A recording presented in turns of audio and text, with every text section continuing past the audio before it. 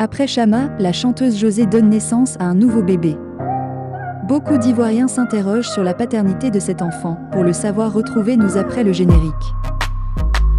Avant de commencer, n'oubliez pas de vous abonner et d'activer la cloche de notification car cela va vous permettre de ne plus manquer à nos prochaines vidéos. C'est parti!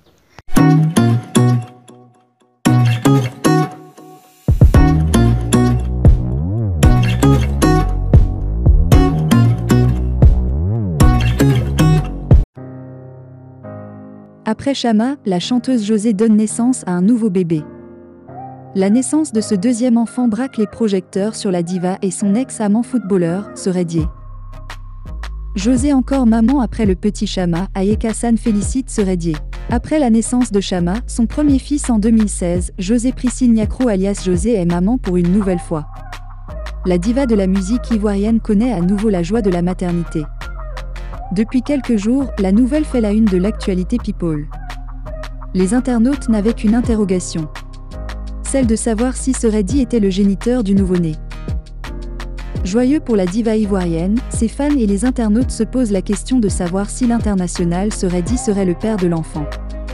Dans cette foulée, le vagabond de la charité, Hassan Ayek a fait une publication qui pourrait pratiquement confirmer la rumeur. En effet, sur sa page Facebook, il a adressé ses félicitations à son ami Serai Dié pour l'arrivée du nouveau-né, à travers un post dans la matinée du lundi 23 mai 2022. Félicitations à Biou Serai Dié pour le nouveau bébé. Qu'il vive en bonne santé, a écrit Hassan Ayek. S'agirait-il d'un message ironique ou de sincères félicitations? Les abonnés n'ont pas eu besoin de beaucoup plus pour avoir la réponse à leurs questions. Incessamment, ils ont pu déduire de cette publication que l'ancien footballeur serait le papa du nouveau bébé de José. Ils n'ont pas manqué d'adresser des messages de félicitations aux deux parents pour la naissance du nouveau bébé. Quant aux concernés, José et Serai Dié, aucun d'entre eux n'a officiellement révélé l'information sur les réseaux sociaux. Cependant, on reste attentif aux moindres rebondissements concernant l'affaire. Les anciens tourtereaux que sont José et Serai Dié n'ont pas encore donné leur part de vérité.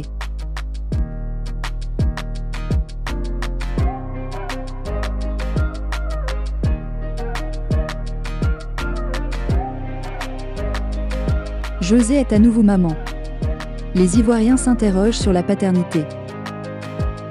Comme une traînée de poudre, l'affaire s'est répandue sur la toile. Selon plusieurs sources d'informations, réseaux sociaux, médias en ligne et médias traditionnels, l'artiste ivoirienne José a accouché d'un garçon le dimanche 22 mai 2022. Un accouchement qui intervient 5 ans après la naissance de son fils Chama dont le père est l'ex-capitaine des éléphants de Côte d'Ivoire, Serai Dié. Qui est le père du nouveau bébé? C'est la grande interrogation en ce moment. Après l'annonce de son accouchement, les internautes cherchent maintenant à connaître le père du bébé de José, d'autant plus qu'elle n'est pas encore mariée officiellement. Le doute plane encore sur la paternité. Selon les spéculations, Serai Dié serait encore l'auteur de la deuxième grossesse de la chanteuse de Diplôme. Toutefois, l'artiste ne fait à aucun moment cas ni de sa grossesse, ni de son accouchement, encore moins du père de son deuxième bébé sur ses comptes réseaux sociaux. Les internautes sont dans le doute. La réaction de Serai Dié.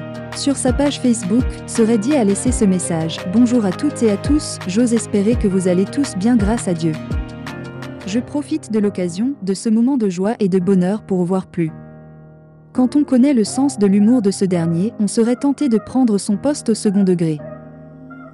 José accouche d'un garçon mais refuse d'exposer son bébé comme ce fut le cas avec sa grossesse. Sachant bien qu'il est beaucoup cité dans l'affaire de cet accouchement, le joueur serait en train de faire balader les friands de scoop. D'autres par contre sont plus que convaincus que c'est lui le père et prennent cette réaction au premier degré.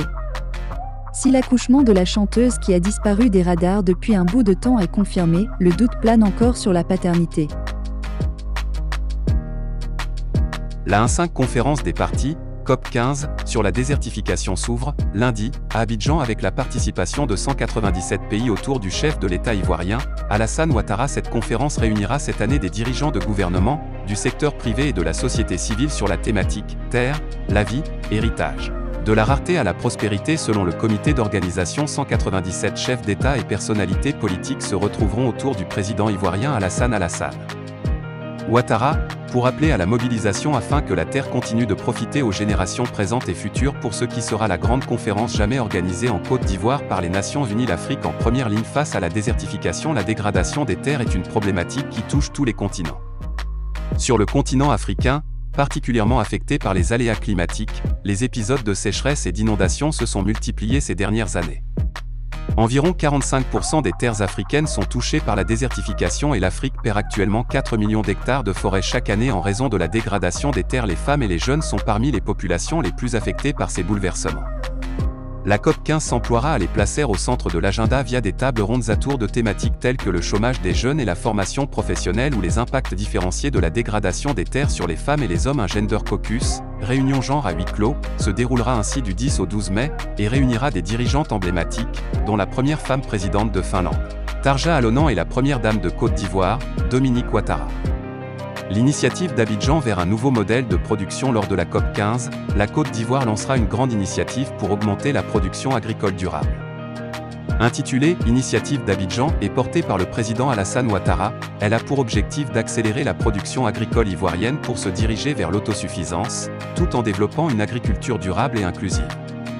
L'initiative d'Abidjan a pour vocation à terme à s'ouvrir à d'autres pays au niveau régional. L'accent sera mis sur la promotion de modèles de production durable du cacao avec l'annonce d'une alliance entre les pays producteurs d'Afrique de l'Ouest, Cameroun, Ghana, Nigeria, Libéria et Togo, et le secteur privé pour investir dans du cacao produit de manière durable.